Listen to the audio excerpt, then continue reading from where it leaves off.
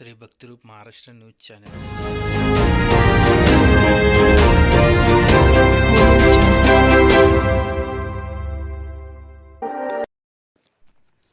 सोलापुरात 19 फेब्रुवारी शिवजयंतीनिमित्त रामोळी शाळेत व 10 नंबर उर्दू प्रशाला चित्रकला स्पर्धेचं आयोजन करण्यात आला होता। राष्ट्रवादी काँग्रेसचे प्रदेश उपाध्यक्ष किसन जाधव यांच्या हस्ते हा कार्यक्रम पार पडला।